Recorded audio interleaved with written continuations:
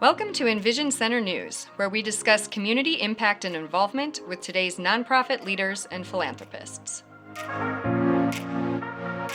Ladies, thank you so much for joining us on the podcast. Very excited to talk about your organization and the work that you do. And I guess since we have two of you here, we'll go one at a time. And Kelli, you're the founder of UCAN. Can you talk about why you founded it, how you went about it, and your inspiration? Yeah. My name's Kelli Bult. I founded UCAN in 2001. It became an idea in probably 2019 timeframe. We bought that building. Okay. So we bought the old Traders Building Supply. And we were trying to decide what to do with it. And I was just quitting my full-time job where I traveled a lot. And so we have a son. When you say we, you mean your family purchased it. Okay. Mm-hmm. Mm-hmm. And so I have a son. He's 9 now, but he was born 30 weeks old, and he was born with a microdeletion. So he's missing 79 genes.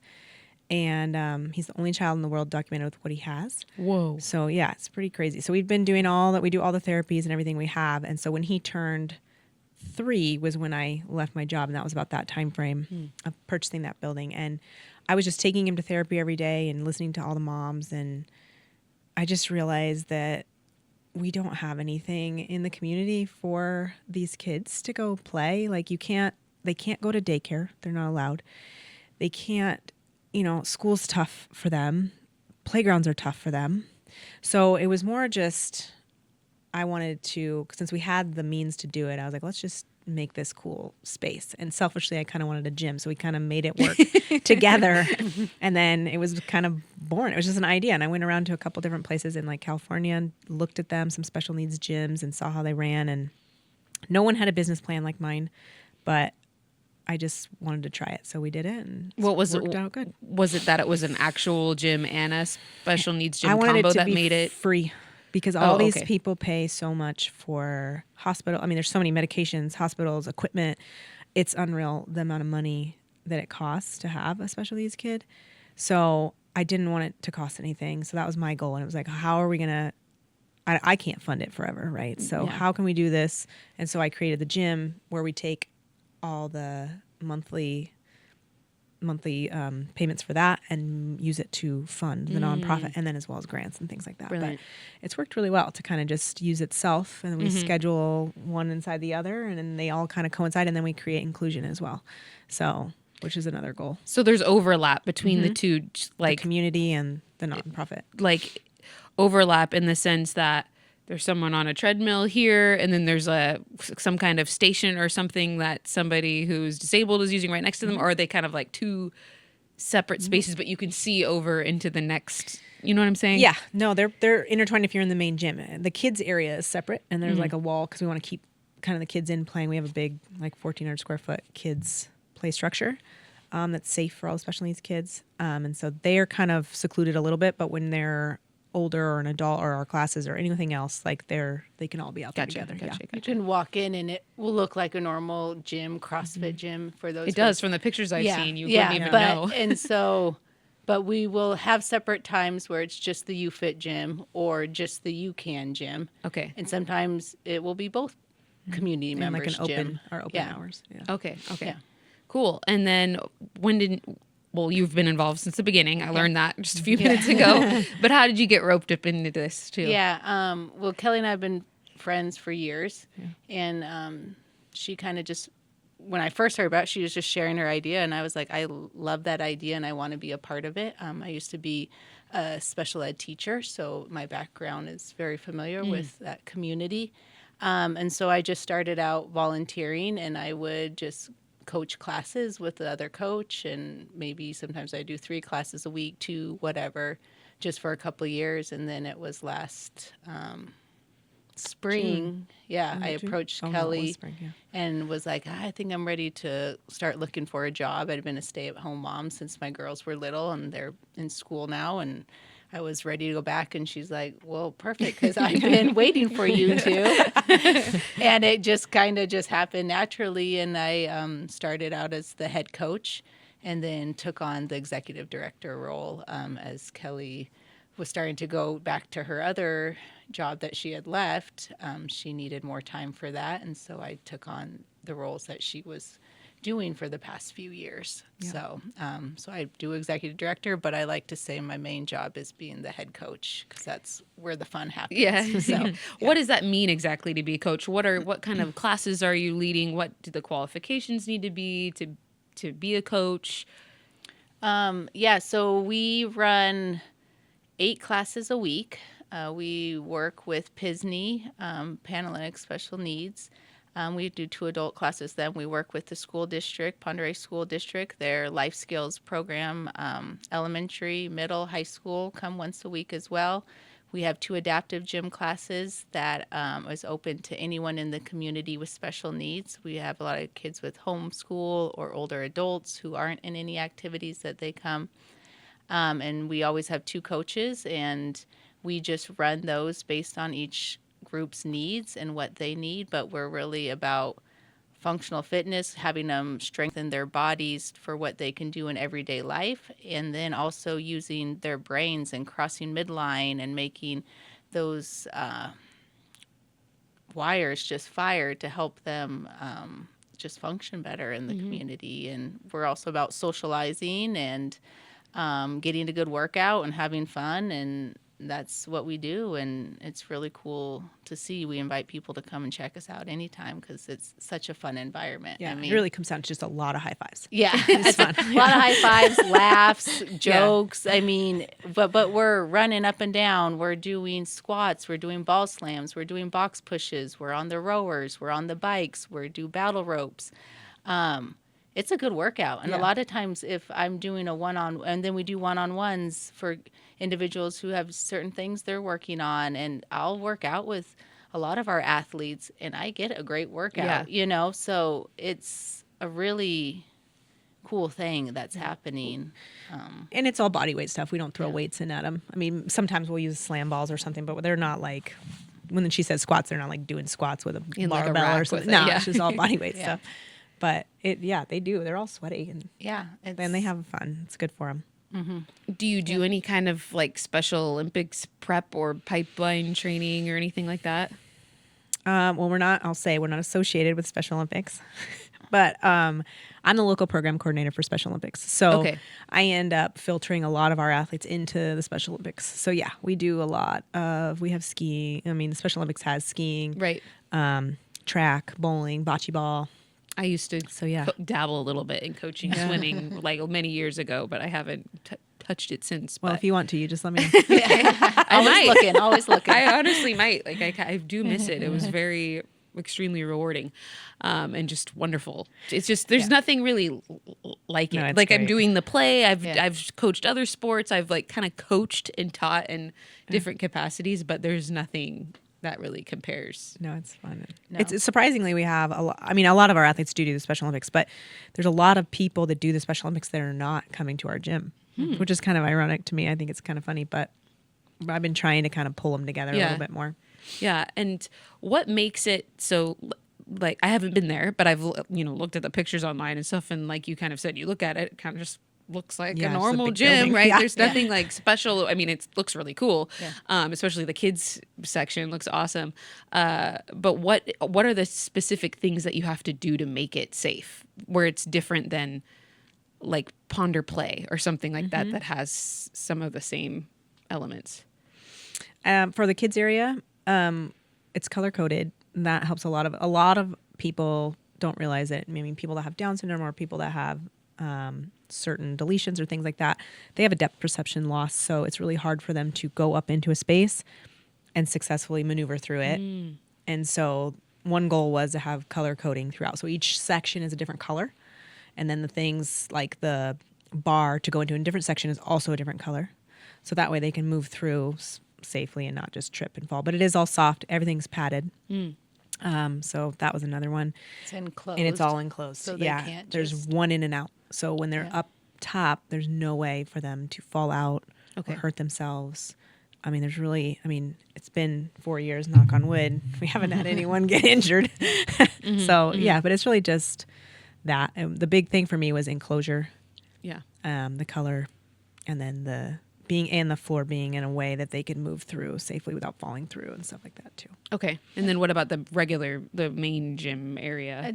Having eyes on people. Like we Yeah. don't let just someone come in who's never been to just, all right, go have at it at the gym, Yeah. Yeah. It's you're coming to the classes, you're doing one-on-ones. Our classes always have 2 coaches, so it'll be Okay.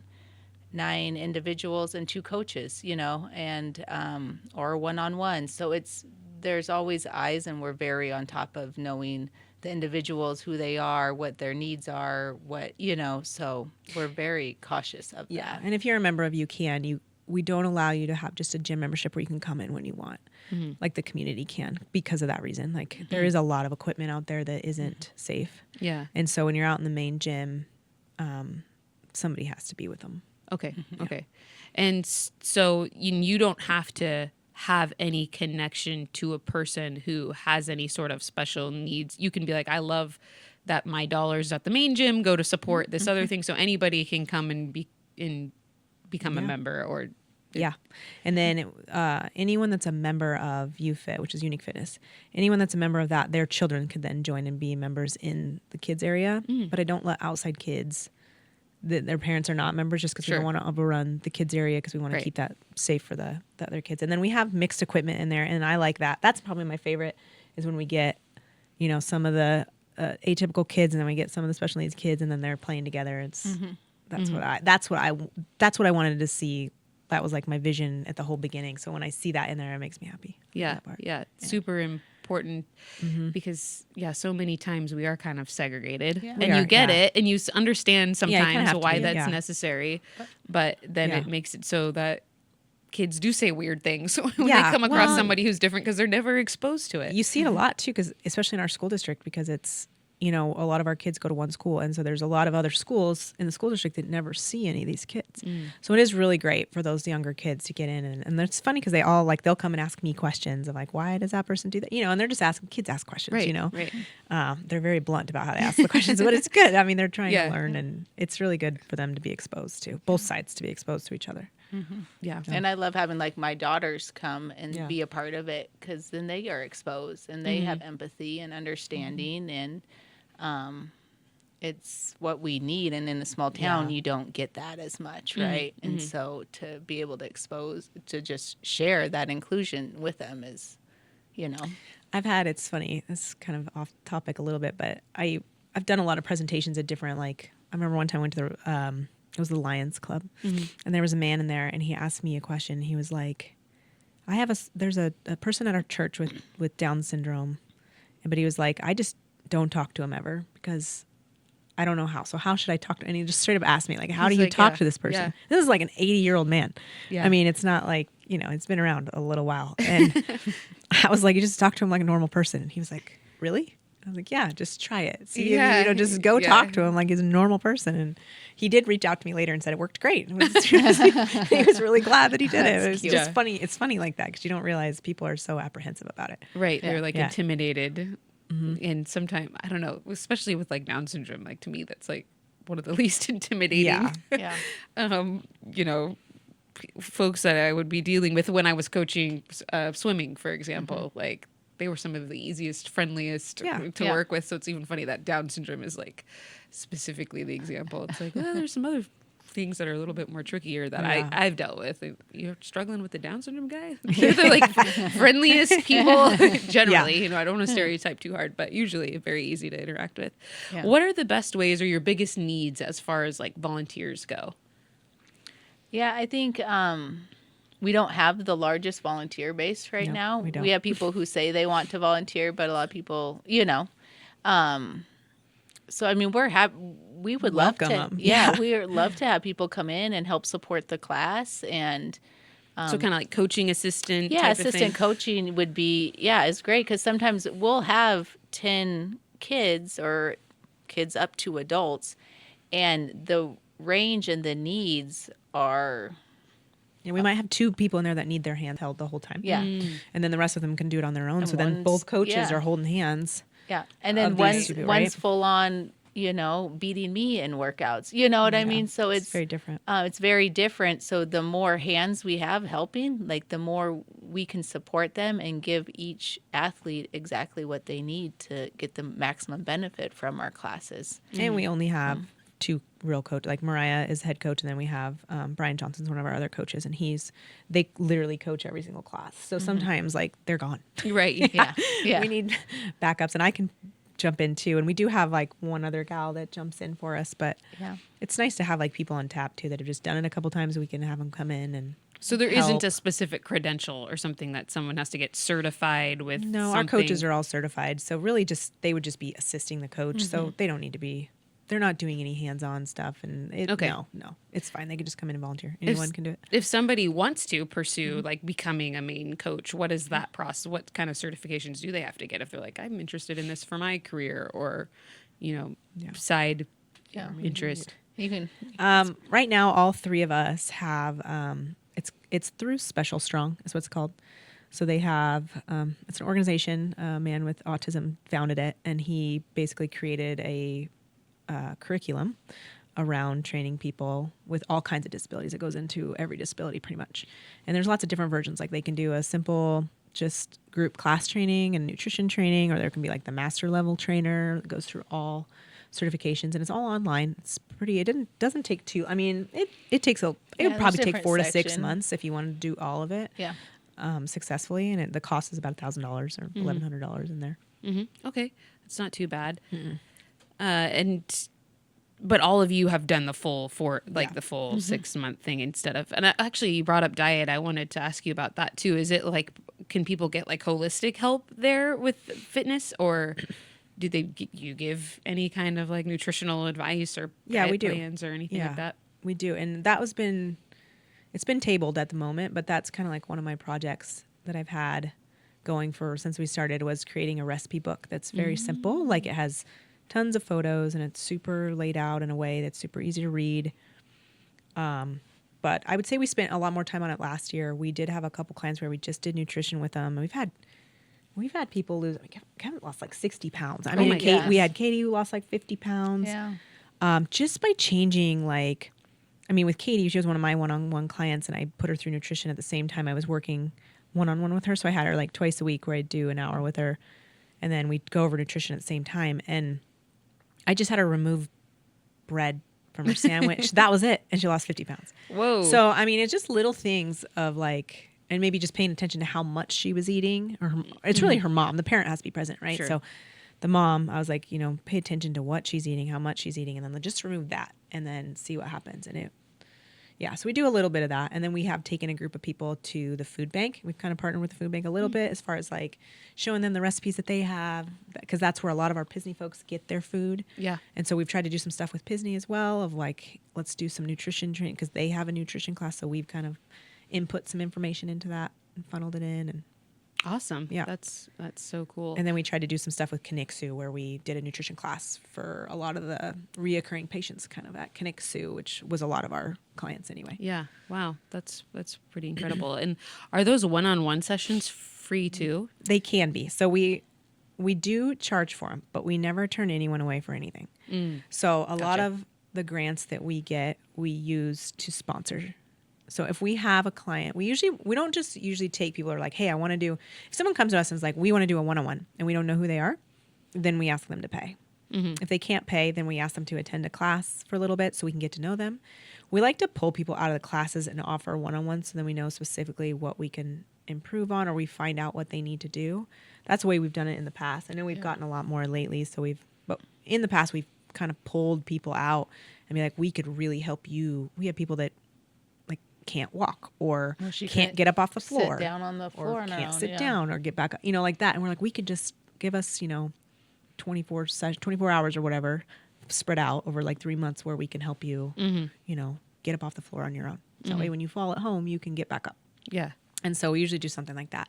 And those we usually sponsor with our grant money.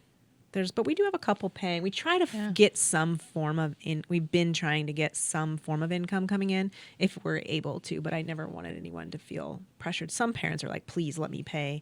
Yeah. So then they generally pay. you can trust people. If they can pay, they'll pay. And if they can't, then they can't. Yeah. And we have like a form that you fill out, like a scholarship form, and it has income information on it, and you fall into, and we even do like a 50%, a 75%, or, based on income. Yeah. Yeah. It's very accessible Yeah. to folks. And do you have any kind of big vision growth plans or anything like that, or where you're at right now? You're feeling good. You're feeling like you're able to serve. I mean, I always have plans. You always have Kelly's big plans. always What are you scheming has about? goals and plans to help never more just sits people. still. No, she doesn't. So I'm actually trying to get one of the larger capital grants right now.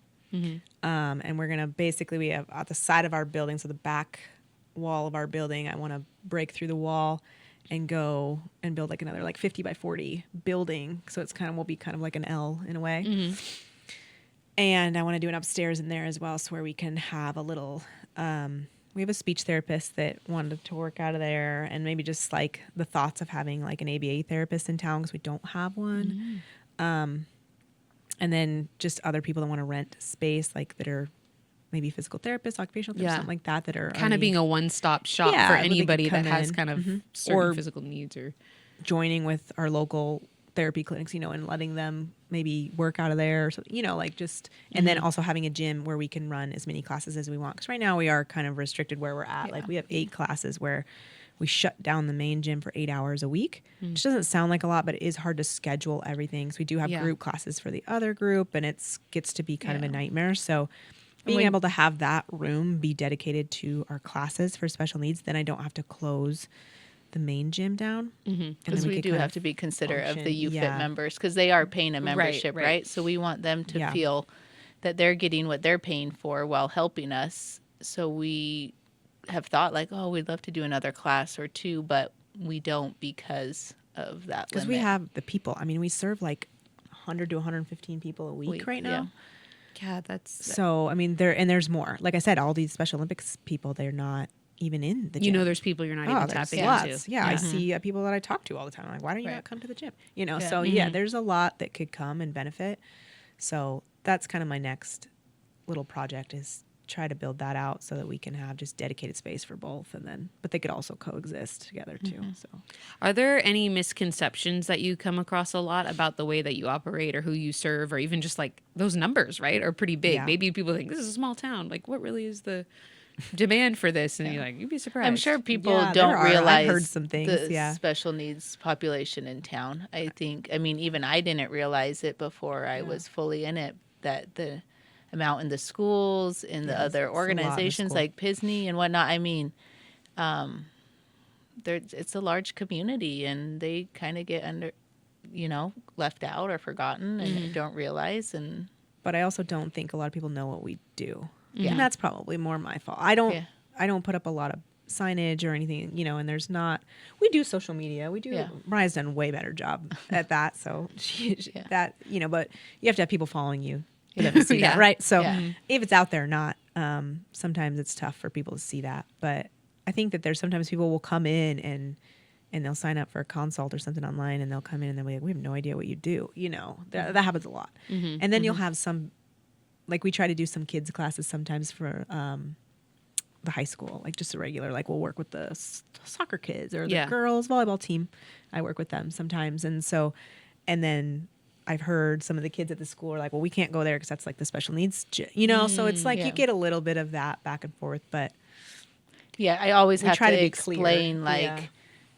Okay, I work at UCAN, but we are associated with, and you always have to give people who don't know the full description of, like, we have 2 gyms, but we coincide together. And it is amazing. A lot of people just don't understand or get it or never thought about it really, Right. Yeah. But then we have some members to UFIT that are only there because they like to support UCAN. Right. Yeah. I would think that would be a big draw. So then you have some of them that don't care, but it doesn't bother them, and they're like, whatever, it's there. This was the closest gym to me. Yeah. And it, And it works great. We don't mind. Yeah. So you get everybody. But our UFIT members are huge in supporting. Yeah. We'll do a giving tree that we do for the schools and PISNey, and they are full support. We have a big fundraiser auction that we do in the fall, and they all come out and they give, and we really can't function without their generosity and them caring. And it's awesome to see them in the gym with our, the UCAN athletes and stuff. So. They treat them great. It's really,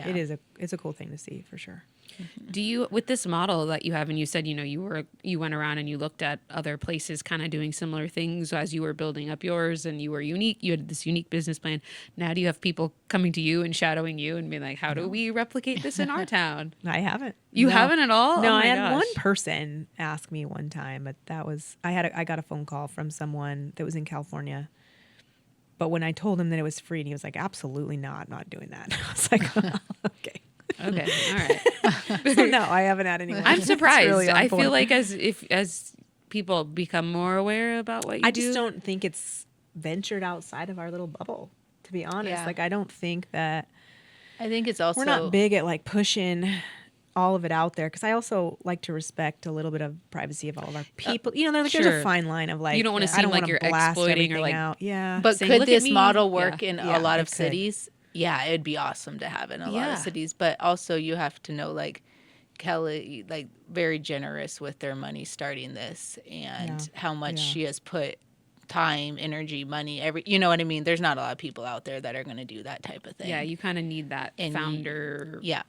I angel mean, donor, whoever exactly. to like set Someone's the got to be willing to do it. Yeah. Yeah. set the foundation. But I would think there would be other people that just had the familial connection, like Yeah. you, right? They have a child, a niece, like whatever, Yeah. somebody they're connected to, and that's what really motivates them. But I've floated the franchise idea out there to myself, really, and like our board a little bit, but it just seems like so much effort. Work. But, I mean, it'd be nice. I would love to see it in other places, but then there's part of me that gets afraid because I'm tied to something. I want to know that it's your reputation, your everything so is I connected struggle to with it. that a Yeah. little bit there, but Yeah. yeah.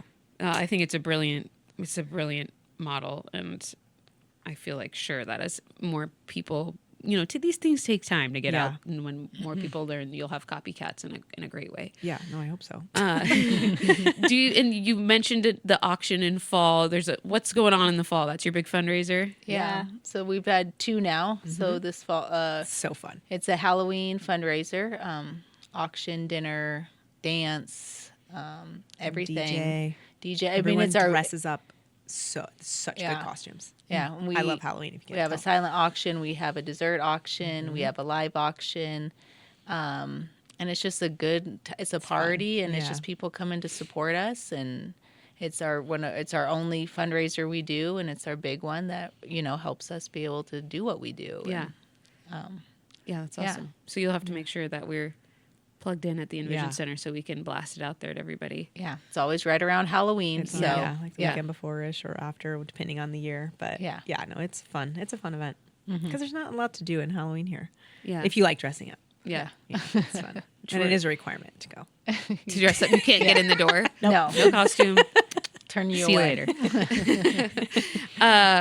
Well, like I said, I think what you're doing is brilliant. It's an amazing business model or nonprofit model, and I hope to see it grow. Is there anything that we didn't touch on maybe that you want to make sure people know about what you do? I don't think so, but I think if people are interested, you can check out our website, reach out to us. Yeah. We're here. I'm here, and that's what my job is, to take more people on and have them join our classes and give them the support and help they need. And Yeah. And we have room for people, and we have room for one-on-ones. The one thing we didn't mention is we do a special need open gym for kids the first and third Sunday of every month. So Okay. it's free. It's from noon to 2, and people can bring their siblings and stuff and just come in and play in the Okay. play structure. And they don't have to do anything. They just come Awesome. in and, yeah, people with little kids just and come play. come and It's just play. the I doors mean, even open and adults. they can I go mean, in. we Yeah. go in and Well, play I with go the in and kids. play. It's fun, It's yeah. a fun place to be, but we'd love people to utilize it more. And Yeah. we have these open gyms, and a lot of people don't even. We have many Sundays that people don't show up, Yeah. but we're getting into mud season. Weather's not going to be great. Come play, spend a couple hours at our gym, and have a good time. Yeah. Yeah. Awesome. And we So have like great. a sensory corner too. So we have something for everybody. Yeah, we got We have a little swings. sensory We have corner a and- wheelchair swing. Yeah. I mean, we have There's all kinds of stuff in all kinds of stuff. So Sounds like pretty much every need has been thought of and Yeah. tried to be met, which is great. Thank you so much for what you do. This is such a cool organization. I feel like we're really fortunate to have this in our community. So thank you for your hard work. And like I said, I hope it continues to grow. Thank you. Thanks for having us. sharing it. Thanks for listening to today's episode. For more information, you can go to crecIdaho.com. Please like, share, and subscribe. We'll see you again soon.